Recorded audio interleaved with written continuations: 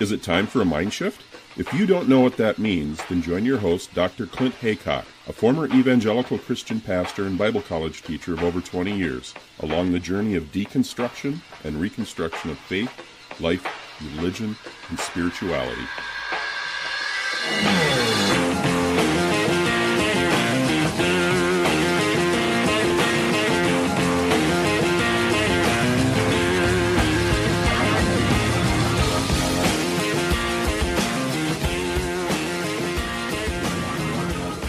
When religion becomes organized, man ceases to be free. It is not God that is worshipped, but the group or authority that claims to speak in his name. Sin becomes disobedience to authority and not violations of integrity. These are the words of Indian philosopher Radhakrishnan. I discovered them in Dr. Robert Jay Lifton's book, Thought Reform and the Psychology of Totalism, a study of brainwashing in China. And I thought they would make a very good introduction to this bonus episode. I'm your host, Dr. Clint Haycock. Welcome to this edition of Mindship Podcast, where I'm going to be talking about how cults maintain control, how groups with undue influence, and of course this includes Christian groups, fundamentalist Christian, evangelical Christian groups, which I've argued in other podcasts and some of my articles on Medium that I believe it shares a great many characteristics with the cults. And if you want to find out my articles on Medium, you can have a look. I'll put them in the show notes. You can take a look there. I've written a couple of articles, one about the cult of personality of Donald Trump, as well as asking the question, is evangelicalism a cult? And I argue in that article that it shares a great many of the psychological tricks and tactics used by mainstream, well-recognized cults, as defined by psychologists, psychiatrists, sociologists, and experts on cults, people like Rick Ross and Stephen Hassan. If you read the books, if you read the articles, you begin to discover that there is a very small playbook, basically, of common features of both cults and groups with undue influence. Now, I'm going to be using that term, and it's basically, I found it in Stephen Hassan's work. It's an article on his BITE model. That's a B-I-T-E. It's an acronym that means B-I-T-E. It stands for Behavior, Information, Thought, and Emotional Control. And he unpacks basically how it is that cults maintain control and influence over their followers through those four tactics. And what we're going to try to do is to integrate those two with Robert Jay Lifton's 8 markers or 8 characteristics of cults. Now, if you read chapter 22 of his book, Thought Reform, you will find that it's basically an expanded version of what he later wrote in an article in 1981 in, I think it was the Harvard Review magazine, something like that, when he was a lecturer there. He wrote an article called Cult Formation, which has become basically a classic. But as I read that article, I went back later and read the book, and I discovered, as I say, that in chapter 22, he actually has a lot more information. And what I find fascinating about comparing the two, the article and the book, obviously he wrote the article well after he wrote the book. I think the book came out in 1961, something like that, not long after the Korean War. And of course, I've talked about this before. This is the genesis of the book. He was basically in Hong Kong, coming back from an assignment. He was an army psychiatrist, and he started interviewing people who were survivors of communist Chinese indoctrination centers or prison reform centers where they had been brainwashed by communist Chinese people, and this was where the book came from. As he interviewed these people who had gotten out, and they were bewildered, they were lost, they were very confused, disoriented, because they were trying to reintegrate back into their old lives, as it were, or actually start over. Some of them had been living in China for many, many years. There had been missionaries, there had been doctors, professional people who had been living in China who were swept up in the kind of communist net as they started looking for scapegoats, people that they could blame for the American aggression into Korea as they saw it from their point of view. And so what they were doing was they were arresting people who were perfectly innocent, like I say, someone like a priest or a doctor who had been practicing for decades in China. These people largely were from Europe. They'd been living in China for many, many, many years, and they were swept up in this sort of dragnet and then indoctrinated, brainwashed, and coerced into signing ludicrously elaborate confessions about how they were spies, how they were agents of the imperialist Americans, and all the rest of it. And people in the West were panicking. They were freaking out because they were thinking, now wait a minute, if the Chinese communists can take a completely normal and in fact highly educated person, a medical doctor or a priest with a PhD or something like that, and make them sign ludicrous, ridiculous confessions, confessing to almost anything, what's to stop them from doing the same thing to us and brainwashing people that, like myself? And of course, the American government was freaking out about it because it was in the height of the Cold War. And so there was a big concern about what we can do about it. And I believe that this book by Robert Lifton was one of the first, if not the first, to do a detailed, in-depth psychiatric study of what had gone on. Now, out of that book, he basically took these techniques that he uncovered that were used by communist Chinese people that ran the prison camps, and he started to correlate that with the world of the cults. And in 1981, I think that's why he wrote the article in the Harvard magazine, because he was seeing in the 1970s, particularly in North America, there was a huge explosion of cult groups in America for sure. And so he was very concerned about this. And as he studied these cult groups that were coming up in America, he was seeing the overlaps and the parallels between what he had witnessed in these Chinese communist prisoners and the same people in these cults who were being indoctrinated, manipulated, and controlled. And so he wrote this article, Cult Formation. So what I'm going to do in this episode is I'm going to go through these 8 steps, these 8 markers of cults, and I want to explain to you and unpack a little bit about how these cults maintain control, how you may have been indoctrinated, manipulated, and how you can unpack and unpick the conditioning, because as cult expert Rick Ross said, that's one of the most important things you can do as an ex-cult member, as a person who's come away from a group with undue influence, is education. Educate yourself as to how you were conditioned and controlled, how you were indoctrinated and psychologically manipulated, and that will stop you from jumping back into another group, which he says often does happen. Now, in this episode, I'm going to relate as much as I can. I'll try to give examples from the world I know, the world of fundamentalism, the world of evangelicalism, because as that's my background, that's what I've come out of,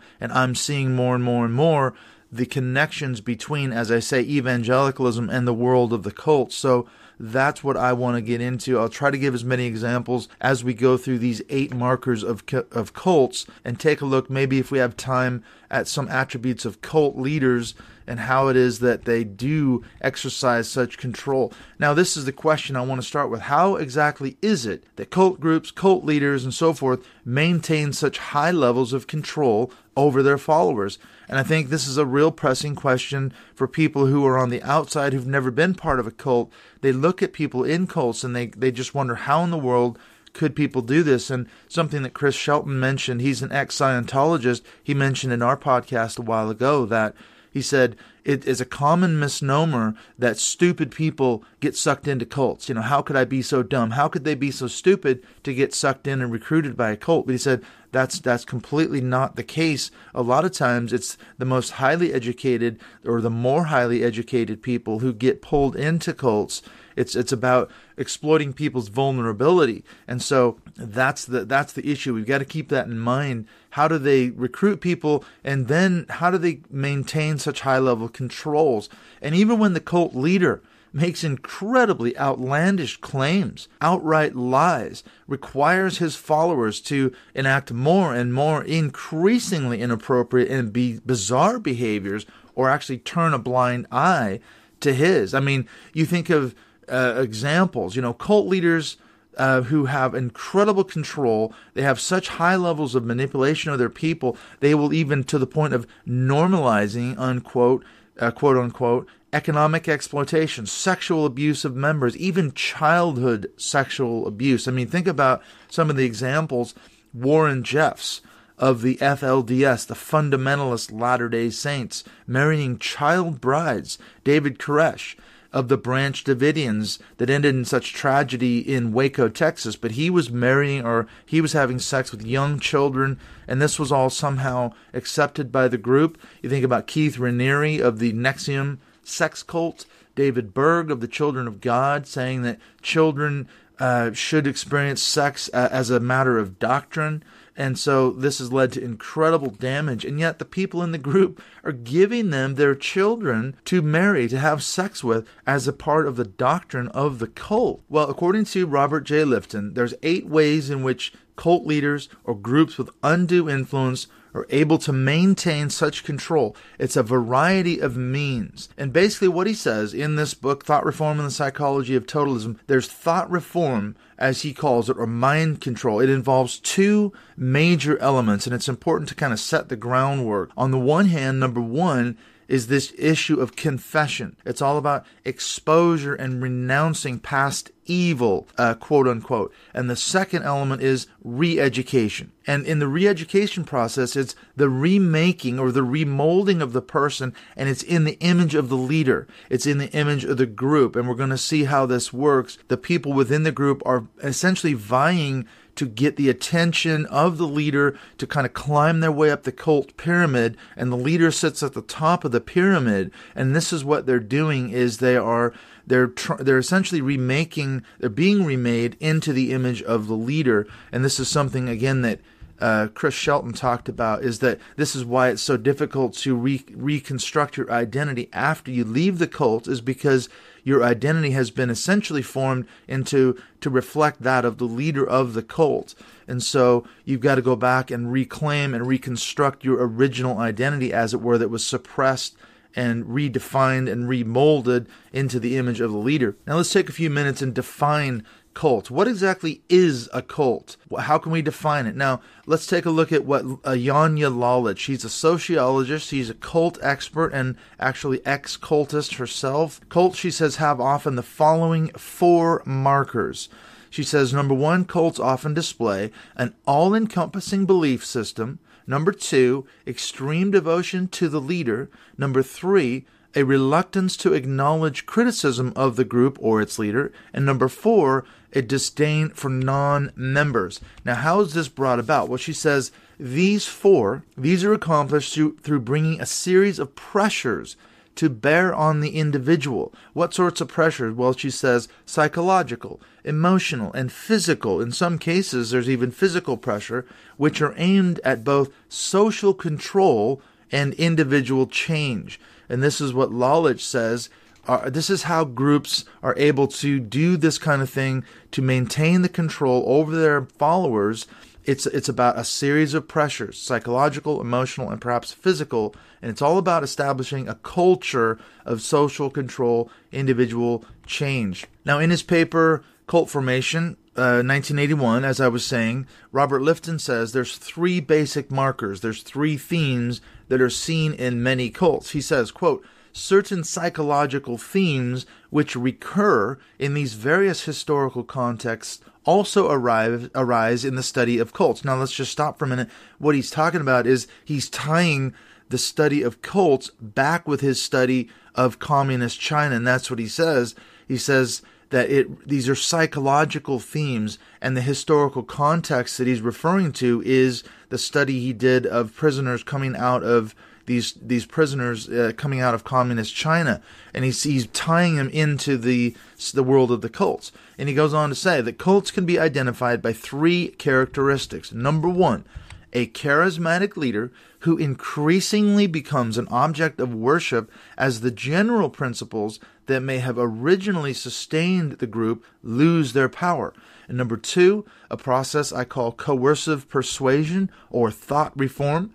Number 3, economic, sexual, and other exploitation of group members by the leader and the ruling coterie. That's the group that's in charge, that helps the leader do what he does. And I say he because most often you find that cult leaders are men. It's very rare to have a female cult leader, although it does happen.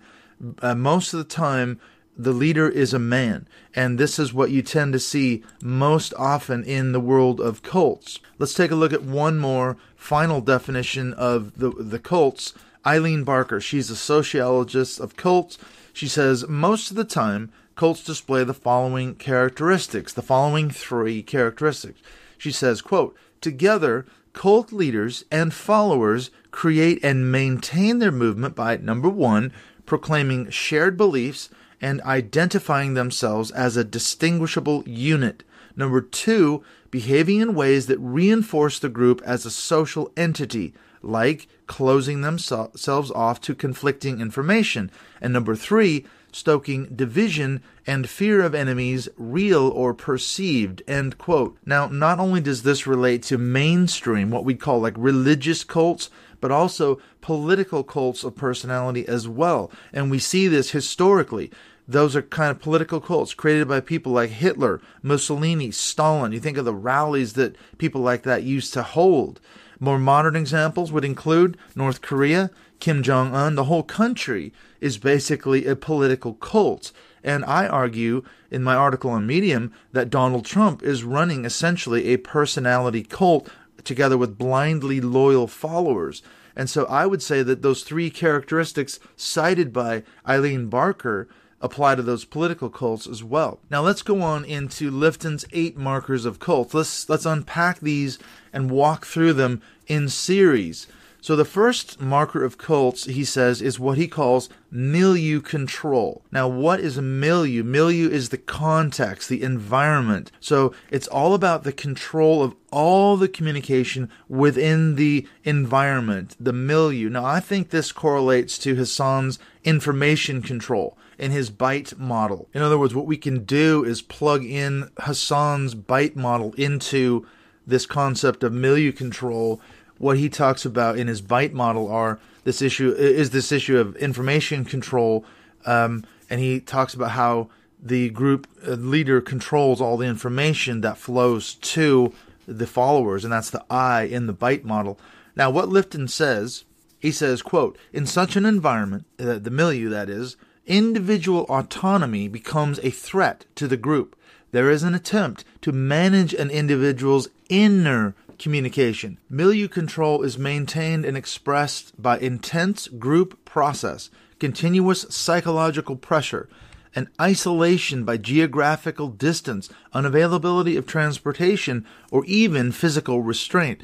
Often the group creates an increasingly intense series or sequence of events, such as seminars, lectures, and encounters, which makes leaving extremely difficult, both physically and psychologically. And this is from his article, Cult Formation. Now, I found it interesting as I've been reading through Stephen Hassan's book, which is called Combating Cult Mind Control. He describes his own experience getting into the Moonies cult back in the late 70s, early 80s.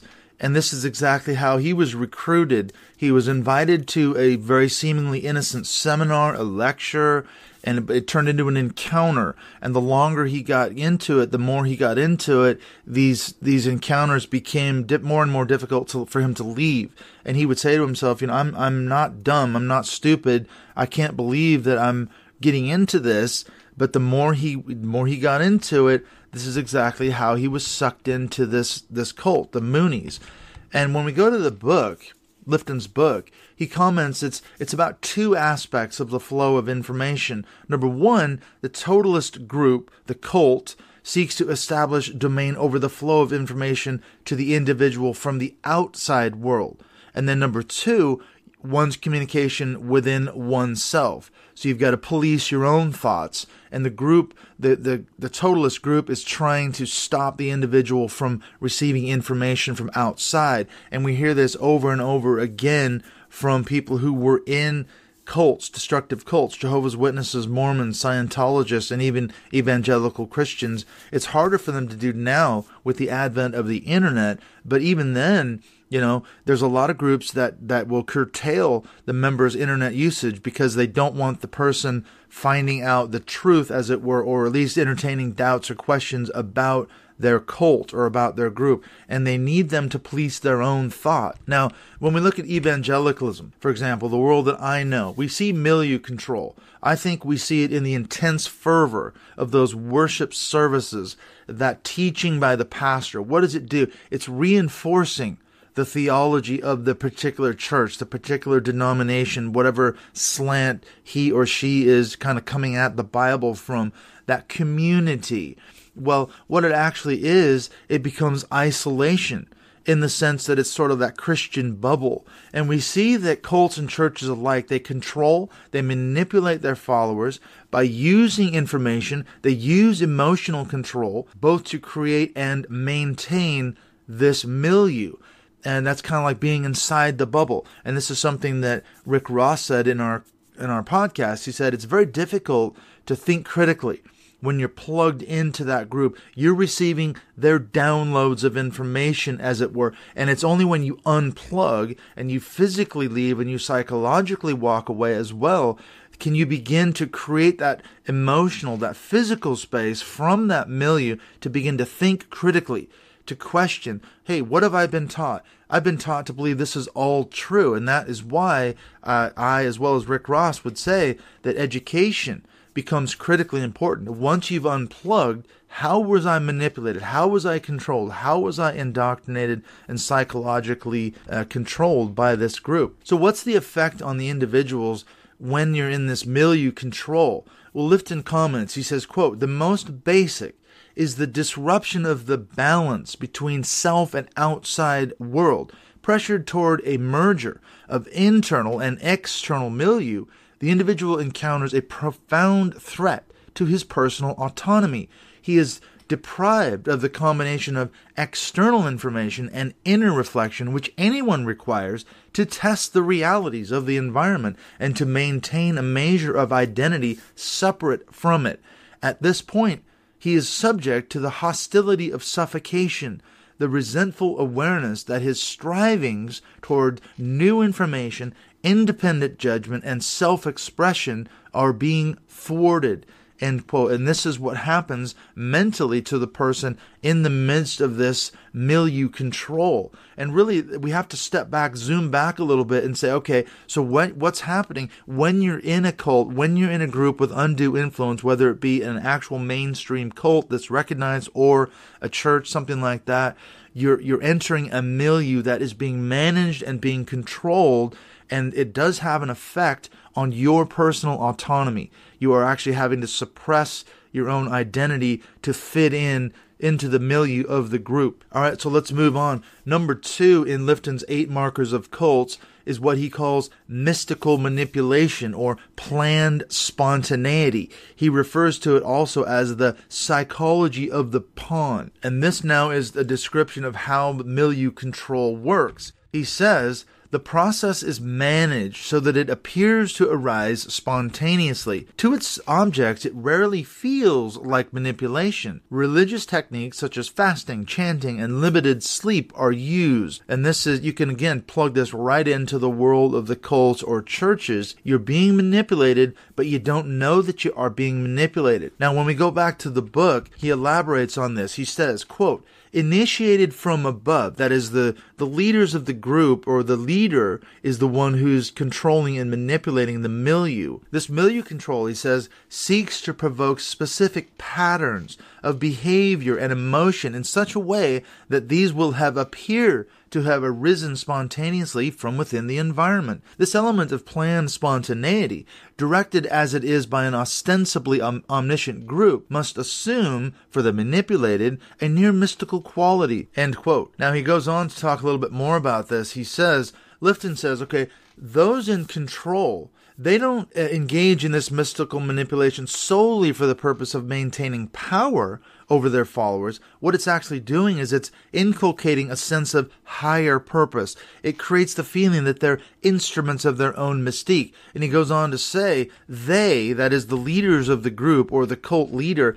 they are the agents chosen by history, by God, or some other supernatural force to carry out the mystical imperative, the pursuit of which must supersede all considerations of decency or of immediate human welfare. So in other words, at the same time they're convincing themselves they're part of something bigger than themselves, the agents carrying out the mystical imperative, any thought or action which questions the higher purpose is considered to be stimulated by a lower purpose, to be backwards, selfish, and petty in the face of the great overriding mission. Now, once again, I think you can look at church worship service. This is a great example of something that's used as a means of planned spontaneity or this mystical manipulation. Think about it. Speaking in tongues, moving in the Spirit, group activities like fasting, chanting, liturgy, worship, etc., etc. Mystical manipulation can also be used to characterize outsiders.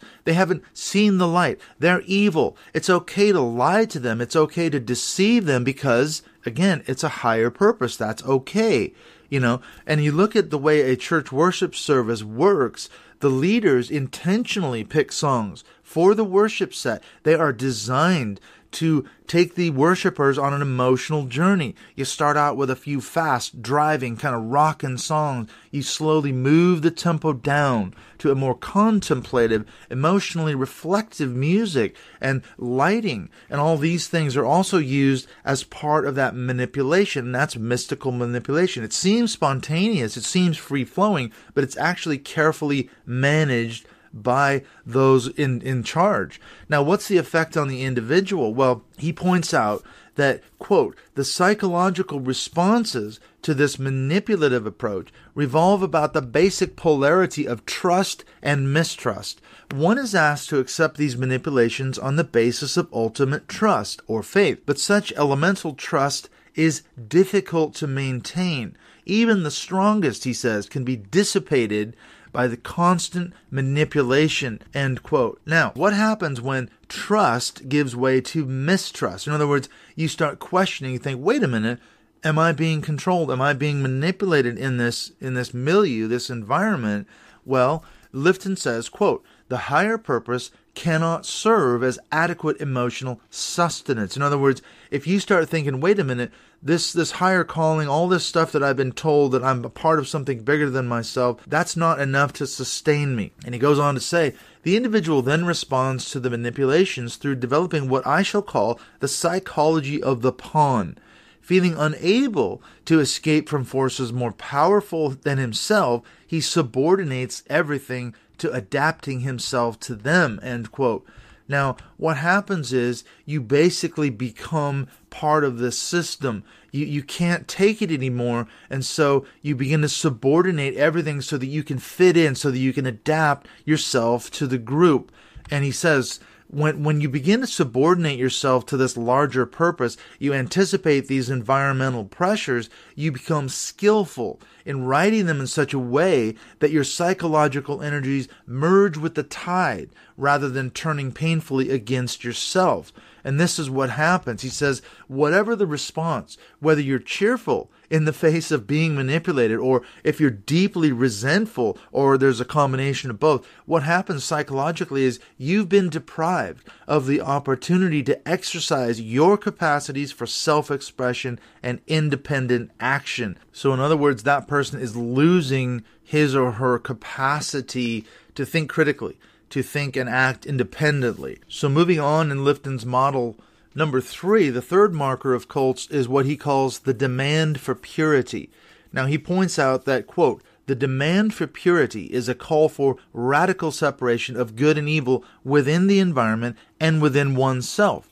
Purification is a continuing process, often institutionalized in the cult of confession, which enforces conformity through guilt and shame evoked by mutual criticism and self-criticism in small groups, end quote. Now, what is he talking about here? I see this all over the place, again, in evangelicalism, what we call the purity culture. Now, in Lifton's understanding of it, the demand for purity by the leaders of the group, it sharply divides. It's a black and white thing. It divides the experiential world into what he calls the pure and the impure, into the absolutely good and the absolutely evil. You see that black and white sort of thinking going on here. He says all taints, all poisons which contribute to the existing state of impurity must be searched out and eliminated. What's called a Manichaean worldview. It's like a black and white polarity. Now, the idea that we're being sold in these cults and groups is that absolute purity is actually attainable. Whatever the group or the leaders say is the goal of that purity. Anything done to anyone in the name of this purity, says Lifton, is ultimately moral. Now think about some examples.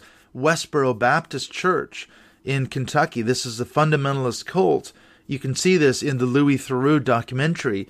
They excommunicated 2 close family members for doing what? Well, for the sin of getting caught wearing a bikini at the beach on holiday. And what happened as a result of this, when they found out these 2 girls had worn a bikini and violated the purity culture of the group, they did the right thing, these family members. They disowned them. They shunned their daughters. They completely wrote them out of their lives. They treated them as if they were dead for such a transgression of this purity culture. And that's an example. And we hear other examples, of course, again, of the evangelical purity culture, kids being forced, or it's not really forced, I guess. They're indoctrinated. They're pulled into this thing from day one, if they've grown up in the church, wearing purity rings, signing purity pledges, saying they're going to maintain their virginity until their wedding day, and it's all these great promises are thrown their way that the sex is going to be amazing and all this stuff. God's going to bless them. God's going to bless the parents for delivering that virginal son or daughter to the wedding altar. It's like a commodity, basically. And this is the purity culture that we see operating all over the place in evangelical and maybe even mainstream churches. But the reality, though, as Lifton points out, no one can realistically achieve such perfect purity. It's simply not possible. But it's critically important to understand in terms of the consequences for those who do transgress. And that's why it's so important in the milieu control of the cult or the group with undue influence, because ultimately it's going to be used as a tool or a weapon to control and manipulate people in the group. And so in terms of consequences, what Lifton says is, quote, "For by defining and manipulating the criteria of purity," see, the group is the one who says, the leader is the one who says, this is our standard, and we're going to control it, we're going to manipulate what that criteria is. He goes on and says, and then by conducting an all-out war on impurity, the ideological totalists create a narrow world of guilt and shame. This is perpetuated by an ethos of continuous reform, a demand that one strive permanently and painfully for something which not only does not exist, but is in fact alien to the human condition. End quote. And we see this in evangelicalism, in accountability groups and purity culture. They not only define what the criteria is, they then control what happens, and they can do this by tapping into your guilt and shame mechanisms. So what's the effect on the individual caught up within this purity culture, this demand for purity in these groups? Well, on this level of the relationship between the person and the environment, what he says is it indicates that, quote, the demand for purity creates that what we may term a guilty milieu and a shaming milieu. See, there's that guilt and shame mechanism. He says, since each man's impurities are deemed sinful and potentially harmful to himself and others, he is, so to speak, expected to receive punishment, which results in a relationship of guilt with his environment. So what happens then when the person fails to meet the prevailing standards of purity, which is, of course, set by the environment, set by the leadership of the group? Lifton says this is what happens. Quote, he's expected to expect humiliation and ostracism, thus establishing a relationship of guilt with his milieu.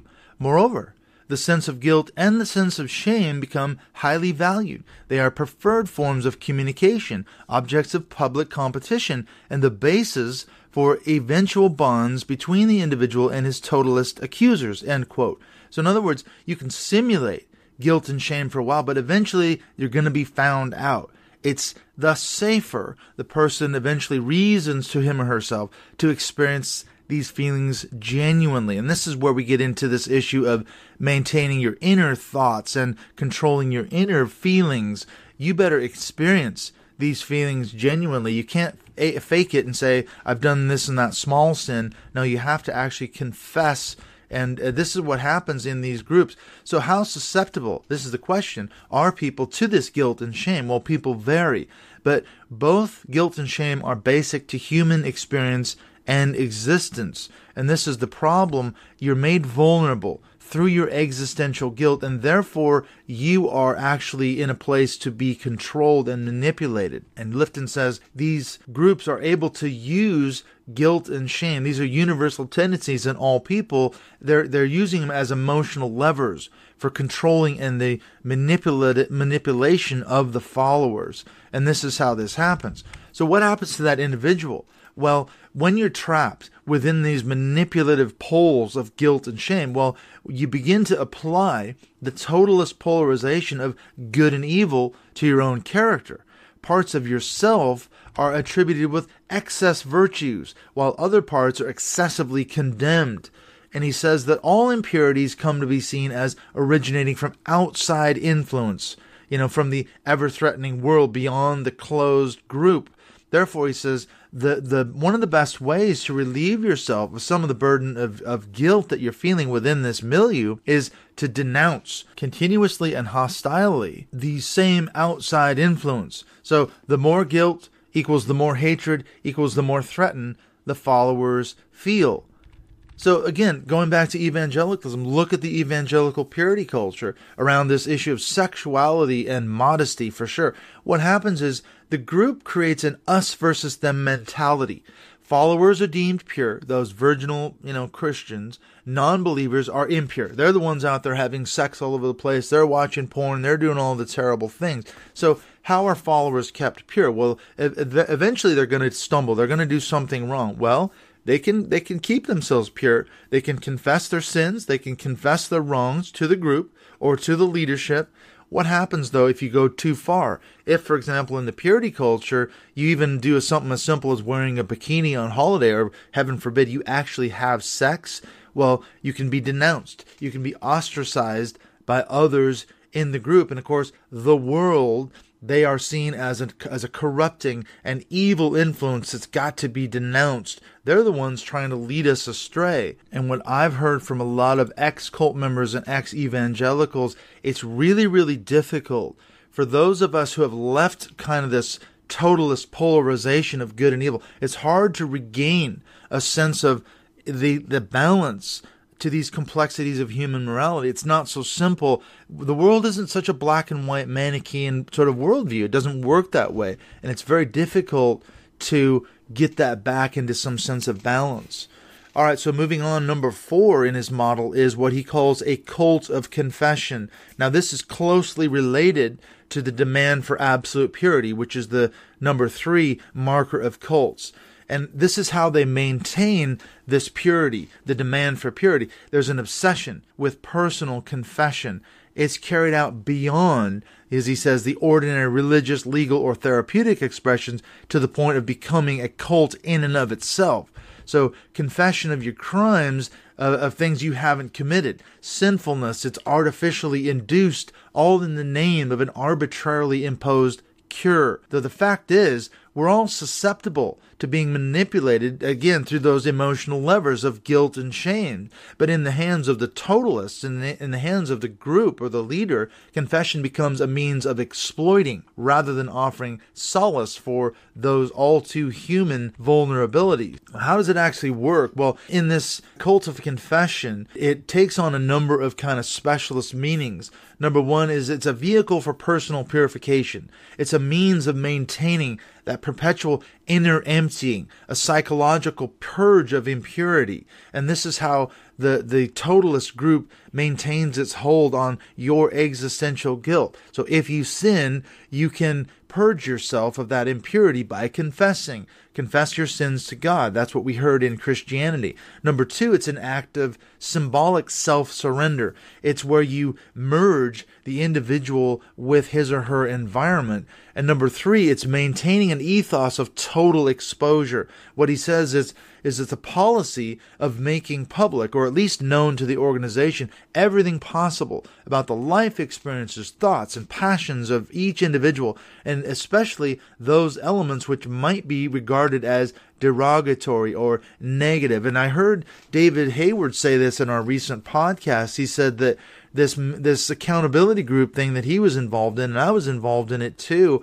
it's all about maintaining this total exposure, being completely psychologically naked, as it were, in front of these people in your group. And eventually, though, in a culture like this, it gets out. Things get out. Things that you've confessed or even freely confessed in front of the group. If you're a preacher like I was, I gave examples of things where I had made mistakes. I was being exposed. I was told I needed to be transparent and open and honest, and these were, negative things, and I was trying to relate them to the group and say, look, I've stumbled. I've had my share of sins, but what happened was they ended up using them against me later, and this happens a lot in groups. Now, why is the cult of confession such a powerful tool for control? Well, first of all, at the beginning, it's genuinely helpful to the individual, at least in the sense that confession is genuinely emotionally cathartic. It helps rid yourself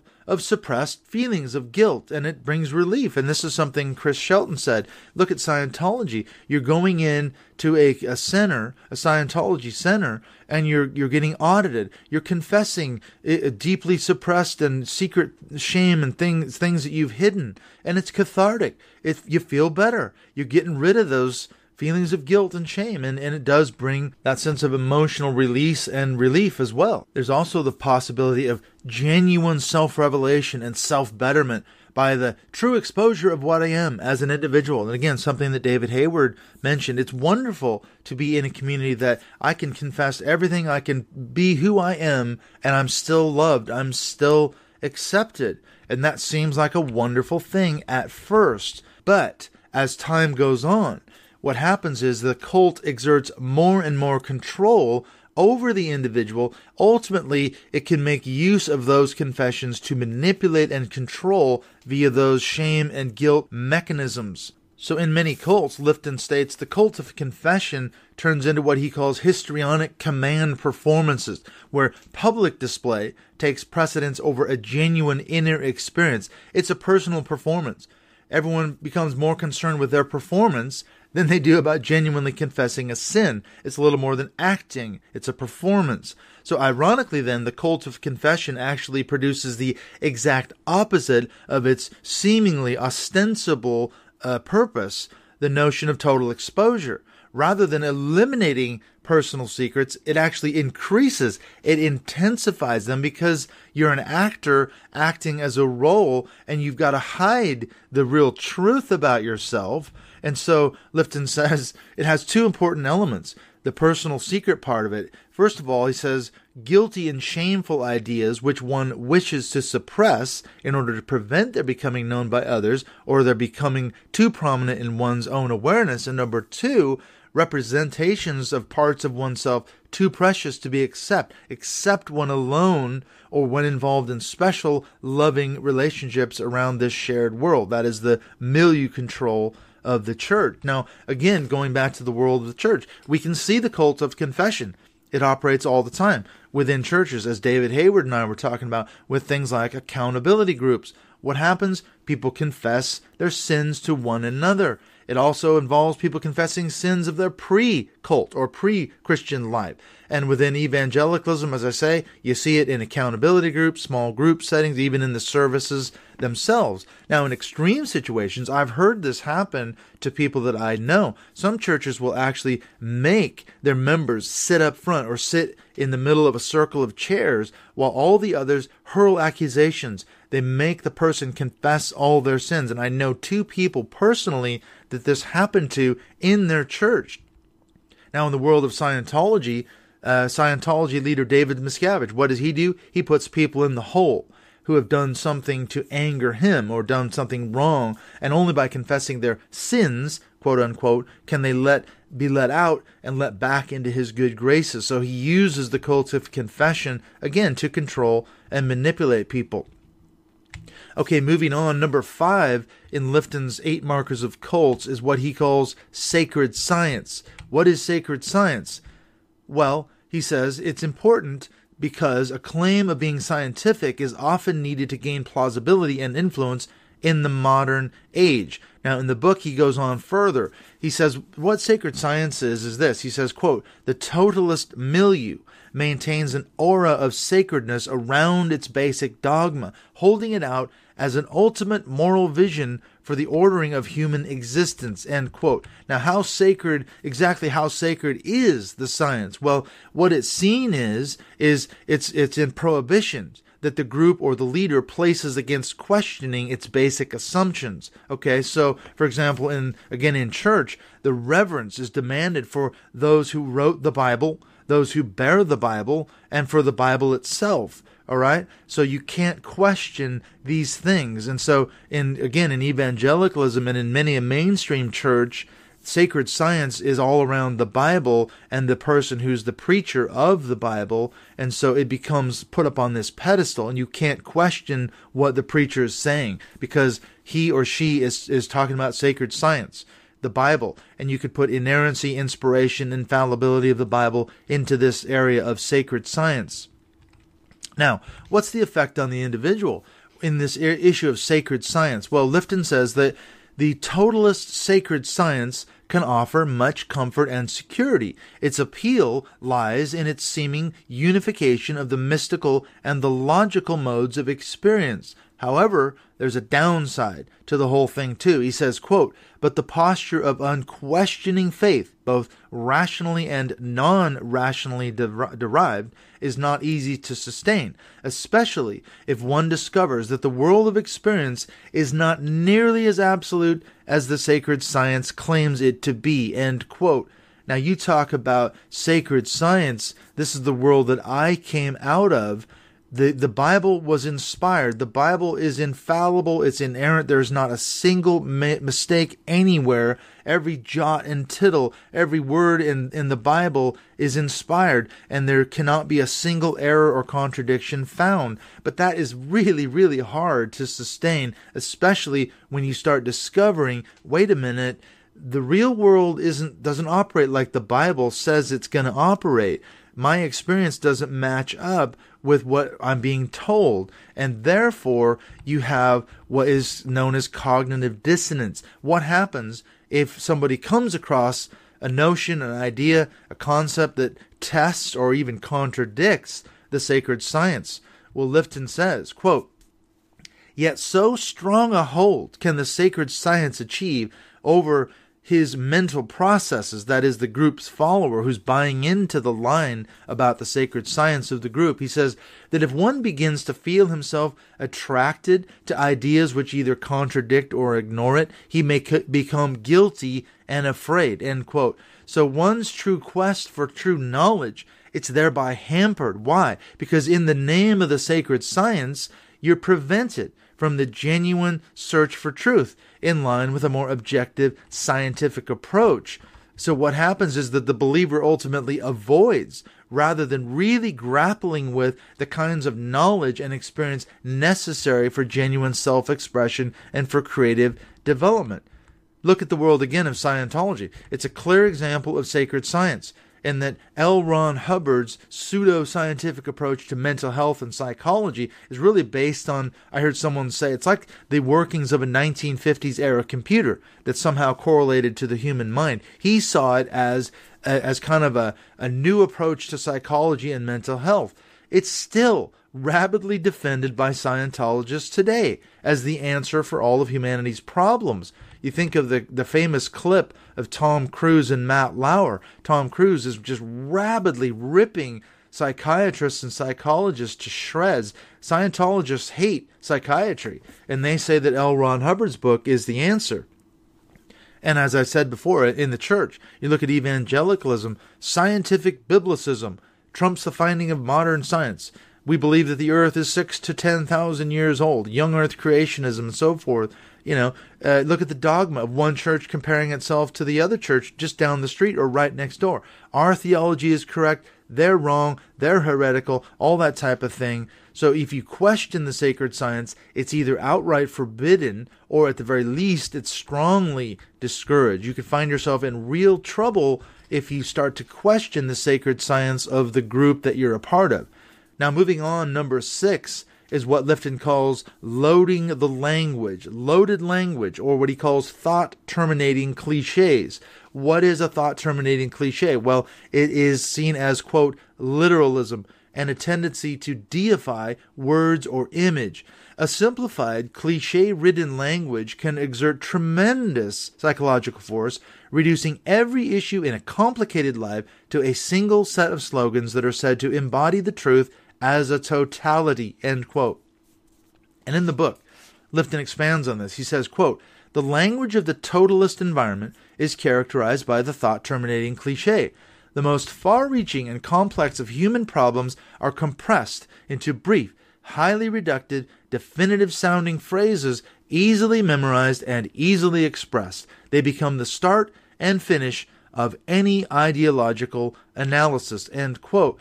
So in this loaded language, what he says is, quote, "It's repetitiously centered on all-encompassing jargon, prematurely abstract, highly categorical, relentlessly judging, and to anyone but its most devoted advocate, deadly dull. In Lionel Trilling's phrase, the language of non-thought," end quote. Now, the truth is, every organization has got its own insider jargon. You look at scientists, mathematicians, psychiatrists, they've got their insider jargon, absolutely. But the loading is much more extreme, he says, in ideological totalism. Why? Because the jargon expresses the claimed certitudes of the sacred science. That was the step before. In other words, what's it loaded with? Well, it's loaded with, it conveys the certitude of the dogma of the organization. That's what makes it loaded language. Now, what is the effect on the individual in this sense of using the loaded language of the totalist group? Well, he says, quote, "The effect of the language of ideological totalism can be summed up in one word: constriction. He is," that's the follower of the group, so to speak, linguistically deprived. And since language is so central to all human experience, his capacities for thinking and feeling are immensely narrowed, end quote. In other words, the person may not feel chained or feel restricted, but is nonetheless, in effect, confined and bound up by what he calls verbal fetters or verbal chains. Now, at first, when you encounter a group like this, and I'll give you some examples of this in a minute, there's a feeling of insight. There's a feeling of security. Hey, this is true. I'll just say this phrase. I'll whenever I'm having a doubt, I'll just shove this loaded language in there. There's this insight. But that is then often followed by feelings of uneasiness. Surely the person starts to think, all the complexities of life can't be reduced to simple platitudes, can they? Well, Lifton comments, he says, quote, "This uneasiness may result in a retreat to rigid orthodoxy, in which an individual shouts the ideological jargon all the louder in order to demonstrate his conformity, hide his own dilemma and his despair, and protect himself from the fear and guilt he would feel should he attempt to use those words and phrases other than the correct ones," end quote. Now, loaded language, I think, is probably the most clearest example of what's called Christianese, also referred to as God terms. I think it's the most clear example of how evangelicals and even mainstream church correlate to the world of the cults. This is probably the clearest example I've ever heard. What Christianese does is it reduces complexities down to simplistic single-sentence cliches. What it does is it closes down thought, it closes down critical thinking. So you say things like, well, God's in control. God's ways are mysterious. All things work together for the good for those who love God. Those are loaded language. That's Christianese. And we see this as well in cults. If you ask a cult member, they'll use loaded language. If you ask someone a difficult question about their organization, their theology, the teachings of the groups, they'll simply answer, well, if you confront a Jehovah's Witness, you say, what about the changing dates of Armageddon? How many times has the Watchtower predicted the end of the world and given specific dates? They'll just go, well, that's New Light Revelation. Now, the changing dates, that precedes the Old Light.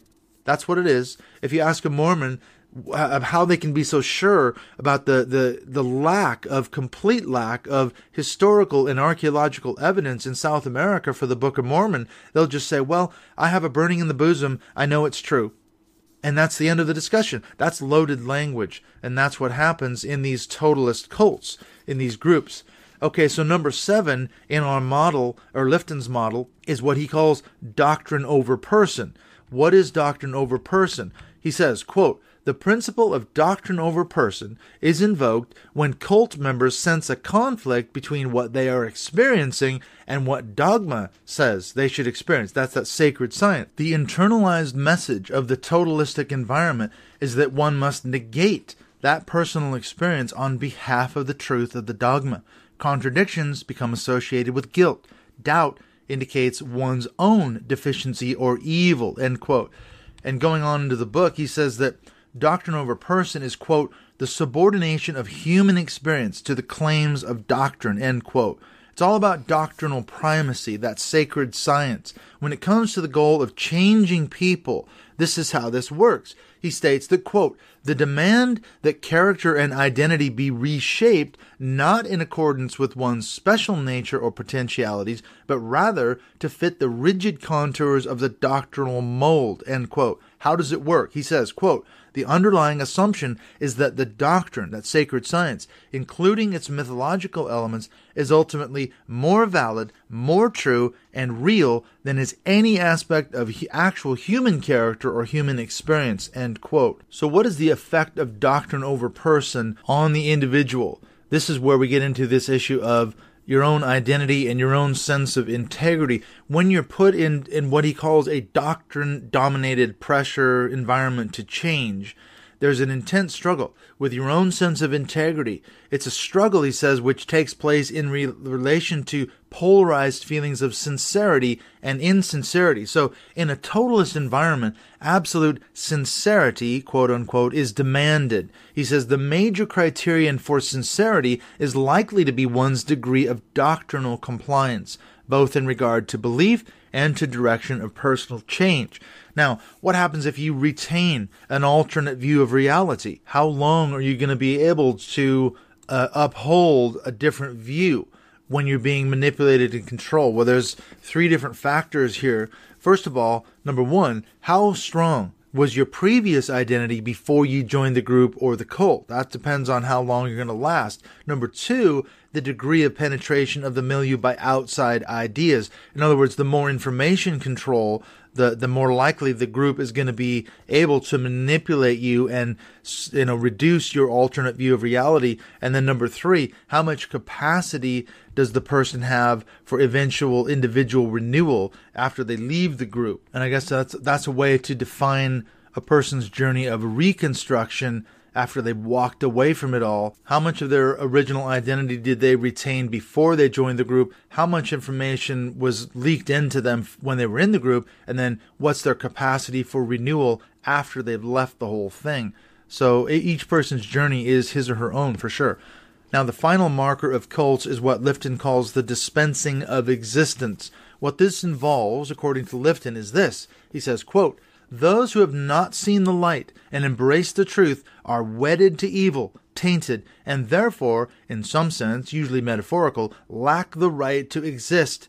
That is one reason why a cult member threatened with being cast into outer darkness may experience a fear of extinction or collapse, end quote. That's from his article on cult formation. Now, when we go into the book, he elaborates a bit further on this. He states, quote, the totalist environment draws a sharp line between those whose right to existence can be recognized and those who possess no such right, end quote. The world is divided into two types or classes, and we see this both in cults and churches. There's an us versus them mentality, those on the outside and those on the inside. They're the privileged ones. They're the ones in the know. They are receiving the truth from the leader or the group.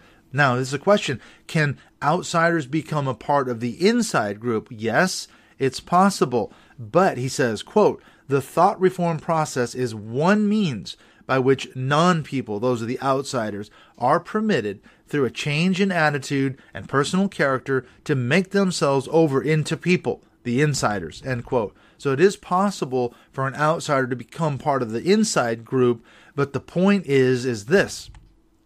Who's so presumptuous as to appoint themselves as true arbiters and dispensers of human existence? Who imposes this distinction on people into two classes, the insiders and the outsiders, the us versus them? It's actually very arrogant, I think, to be in that position, the self-appointed position, to tell other people what their eternal destinies are going to be with 100% certitude. Now, in order to be in this lofty position, Lifton says, one underlying assumption makes that arrogance mandatory. He says, quote, the conviction that there is just one path to true existence, just one valid mode of being, and that all others are perforce invalid and false.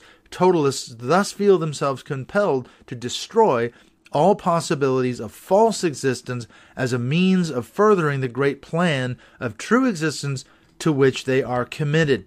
End quote. Now, looking at this dispensing of existence, what's the effect on the individual?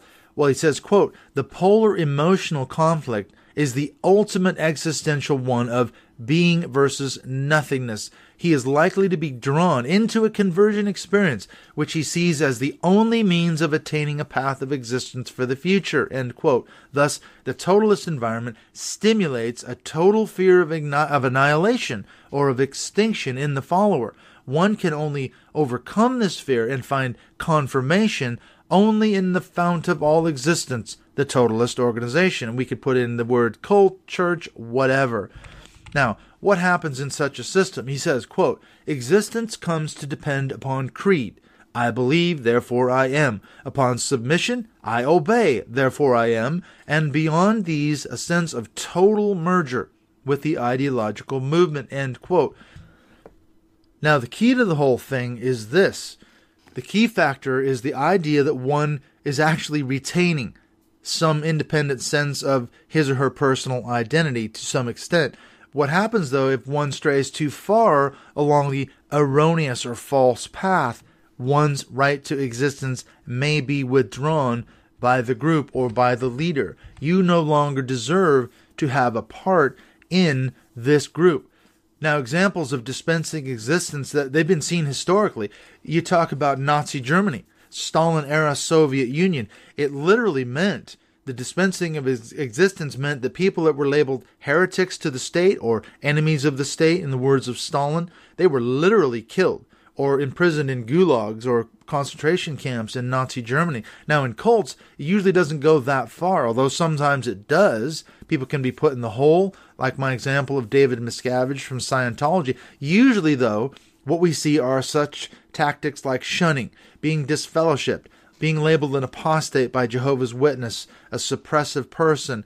In Scientology, their fair game policy, the idea of disconnecting, these are used oftentimes to control cult members through the fear of being excommunicated. They're going to be shut off. Listen, if you leave, all your friends, all your family will be no longer able to communicate with you. You'll be written off. You'll be labeled an apostate. You'll be shunned. You'll be disconnected. And that is how they control and manipulate people still within the system. Now look at Jim Jones. What happened in Guyana? That's probably the more extreme example. Jim Jones in Guyana, he literally presided over this dispensing of existence. This was a suicidal mystique that he made, this pact with these people, and we saw it as well in the Branch Davidian cult, the UFO-obsessed Heaven's Gate cult, mass suicide in California in 1997. So the dispensing of existence in these extreme examples was literally the deaths of dozens or hundreds, in the case of the Jim Jones cult, of people. Their existence was literally dispensed. But in most cults, most churches, what you're going to find is if you question the party line, if you question the sacred science, if you try and retain a sense of your own identity a little bit too much, if you don't confess enough, or if you're found out to be a fraud, then you will discover the dispensing of existence. You'll be shunned, you'll be written off, or if you just leave the group, in many cases, you're done. Family members and friends will shun you, disfellowship you, write you off as an apostate. They will cut you out of their lives, and we hear about this happening literally all the time. All right, so I've just gone through Lifton's 8 markers of cults from his article, Cult Formation, which, as I explained, is actually a condensed version of Chapter 22 in his book, Thought Reform and the Psychology of Totalism. And my sincere hope is that has helped you kind of unpack or unpick maybe some of the conditioning. Some of the examples that I gave hopefully will resonate with your own experience. Now, I wanted to take a few minutes here and at the end look at some examples of cult leaders. I want to talk about how it is specifically that cult leaders maintain control. What's the profile of a cult leader? How does it all work? We've kind of talked about some of the specific things in terms of Lifton's model of thought reform, the psychology of totalism, but I found an article on Apologetics Index, and what they did is they actually adapted a few principles from Lalich and Tobias's book, which is called Take Back Your Life. How are cultic power structures maintained? How are cult leaders able to control and manipulate their followers? Now, I don't know about you, but I am absolutely fascinated by how this works. And according to Lalich and Tobias, there are 4 basic systems of control or structures of control. Number 1 is what they call charismatic authority. Now, how does charismatic authority work? Well, it's an emotional bond between a leader, as I said before, usually a man, and his followers. What it does is it lends legitimacy to the leader, and it grants authority to his actions, while at the same time justifying and reinforcing the followers' responses to the leader and or the leader's ideas and the goals. What they say is that charisma is the hook. It links a devotee to a leader and or his ideas. The general purpose of charismatic authority, they say, is to provide leadership. The specific goal is for the leader to be accepted as the legitimate authority and to offer direction. How is this done? Well, it's accomplished through privilege and command. The desired effect, of course, is that members will believe in and identify with the leader. The second marker, or the second power structure in cults, is transcendent belief system. What it is the overarching ideology that binds the followers to the group, and it keeps them behaving according to the group's rules and norms. Why is it transcendent? Well, it's transcendent because it offers a total explanation of the past, the present, as well as the future. And that's really important because it's all about the path to salvation that's offered by that particular group. Now, most importantly, the leader or the group also specifies the exact methodology or the recipe for the personal transformation necessary for you to travel on that path to salvation, the salvation that they alone can provide. The goal of the transcendent belief system is to provide a worldview that offers meaning and purpose through some sort of moral imperative. Now, this imperative requires each member to subject him or herself to a process of personal transformation. What's the desired effect? It's for the member to feel a sense of connection to the greater goal. There's that higher purpose while I'm aspiring to salvation. You see how that works? Now, the effect is solidified through the internalization of the belief system and its accompanying behavior and attitudes. Moving on, the third characteristic is systems of control. This is the network of acknowledged or visible regulatory mechanisms that guide the operation of the group. It includes the overt rules, regulations, and procedures that guide and control members' behavior. The purpose of the systems of control is to, quite simply, provide organizational structure. Now, there's a specific goal. It's to create a behavioral system and disciplinary code through rules, regulations, and sanctions.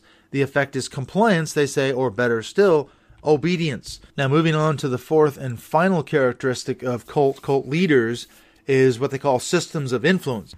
This is the network of interactions and social influence that resides in the group's social relation. So the interaction, the group culture, what it does is it teaches members to adapt their thoughts, their attitudes, their behaviors in relation to their new beliefs. The purpose of the systems of influence is to shape the group's culture.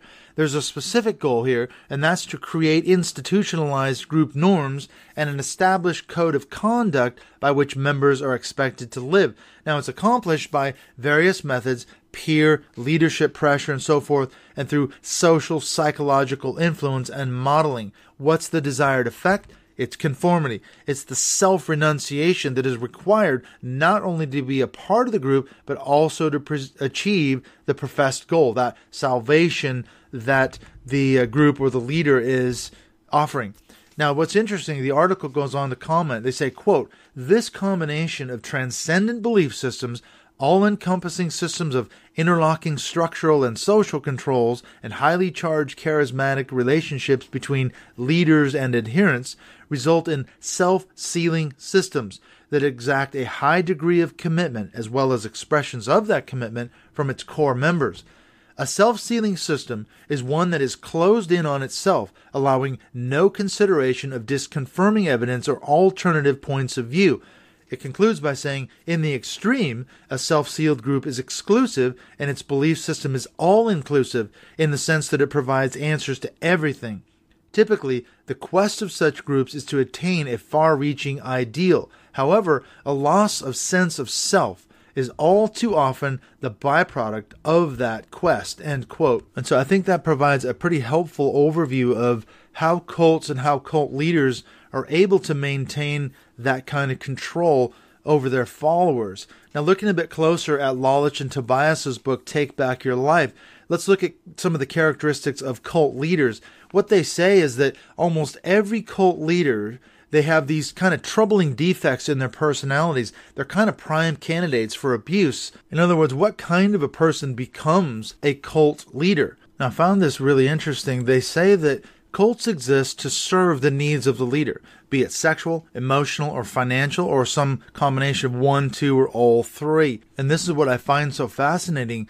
Looked at from a historical point of view, these sort of markers of cult leaders apply to almost every single one. You could go back to Joseph Smith, who founded the Mormon Church, Charles Taze Russell, who founded Jehovah's Witnesses, Jim Jones, Charles Manson, David Koresh, David Berg, Marshall White of the Heaven's Gate cult, political cults, Adolf Hitler, Mussolini, Stalin, even Donald Trump. They tend to kind of project these characteristics, and they say there are at least 4 characteristics that almost every cult leader exhibits. Number 1 is they are narcissistic. Number 2, they are authoritarian. Number 3, they are charismatic. They kind of project that winning personality. And what that does is it not only attracts attention to themselves, it'll build a following. And what the followers will feel like is, I'm sharing in the winning. So that charisma of the leader is really attractive. And then number 4, they are sociopathic. And they list 15 characters of sociopaths that I'm not going to take the time to go into right now, but I do list them in my article on the personality cult of Donald Trump. And what we find is this really works. There's classic markers of cult leaders. I found an article in GQ magazine about Rebecca Nelson. It was on the cult of Trump, but she goes into the same thing. She says, first of all, cult leaders are fueled by charisma. Okay, the most salient feature of cult leaders is a person who essentially becomes an object of worship. He is typically the defining element of the group. He's the heart of the movement. He's seen as an inspiring person. He's able to help others with their lives, with their problems, on the path to salvation, whatever. And that's what fuels not only the cult leader, but the group itself. And she says, number 2, the cult leader is a raging narcissist. Everything is about himself. The leader is the center of the universe. Everything revolves around them. They'll have this narcissistic personality disorder. What she says is it's an exaggerated sense of self-importance, preoccupation with success, power, brilliance, behaving in a haughty or arrogant manner. I heard an ex-cultist say, she said, you don't friend the leader friends you. In other words, in these cults, leaders they tend to become unapproachable. They're aloof. Only those who are his friends or close associates, they're allowed to move up the hierarchy and into that inner circle of his close friends. And this is obviously appeals to his sense of narcissism. Number 3, she says, what the leader says is always right, even when it's not. So even when confronted with definitive proof of the leader's lies, it doesn't matter at all to his followers. And this is something Chris Shelton said. It's like a force field. The leader somehow creates a bubble or a filter or a field around his followers whereby they are just incapable of seeing reality as people on the outside do. And this is what she calls it's like a reality distortion field. And she comments that even when the leader's followers are presented with indisputable evidence of the leader's lies, their broken promises, whatever it might be, they'll either respond with indifference or disbelief. Such is the level of indoctrination and brainwashing to which they've been subjected. Now, looking a little bit more in detail in this, I came across another article by Randolph Hearst, and he says there's a couple of more markers of cults and cult leaders. Number 1, cult leaders create a cult of personality. It's this us versus them mentality. And what he says is, quote, Like religious cult leaders, demagogues understand the importance of setting up an in-group, out-group dynamic as a means of establishing their followers' identity as members of a besieged collective. It's us versus the world. It's us versus them. The cult leader instinctively understands how indispensable his own individual persona is for his ultimate goal of both grasping and maintaining power. They've got this incredible ability to cultivate a public image which is completely often at odds with their private selves, one that they desperately need to hide from the public or even their followers. And number two, Hurst says, is that cult leaders paint themselves as a messiah figure. Only they can save their follower. And what you see in this type of thing is the leader often will paint a picture of a world of carnage. It's an Armageddon scenario that only they can fix, only they can solve, only they offer salvation. What they do then is they isolate their followers in a bubble whereby only they control the flow of information. Reality only exists through the lens of their rose-tinted glasses. All other competing sorts of information are dismissed or denigrated. For example, Trump will say fake news. So this is how the cult leaders tend to do this. They can operate according to this sort of Manichaean worldview. I mentioned this before. It's a moralized battle between good and evil. It's a binary way of thinking. It's a black and white worldview. And according to an article I found online, it says to be Manichaean is to follow the philosophy of Manichaeism, which is an old religion that breaks everything down into good or evil. To Manichaeans, life can be divided neatly between good or evil, light or dark, or love or hate. When you think Manichaean, think two. In other words, cult leaders succeed in establishing this us versus them mentality in their followers. Thus, morality, good and evil, right and wrong, etc., are reduced to simplistic categories, this black and white thing. And you see this, another marker is people-centric. They display this romanticized version of the popular will. In other words, somehow, even though he stands in as a messiah figure, he needs the help of his followers to accomplish his mission or the purposes of the organization or whatever. And a lot of times you see this anti-elitism. The leader will blame the people's difficulties on a malign establishment. That's subverted the system for your benefit. I think a lot of cult leaders make use of this. You see cult leaders talk about conspiracy theories.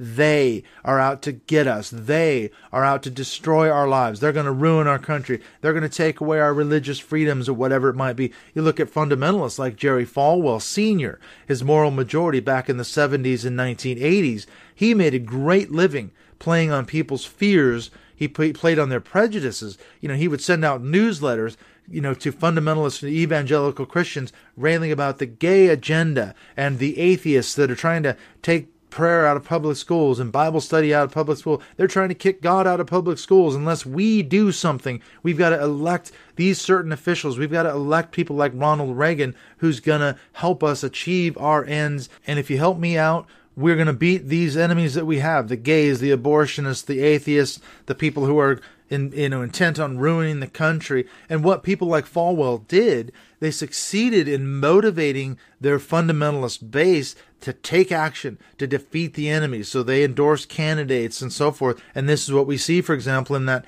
81% white evangelical vote voting for Donald Trump.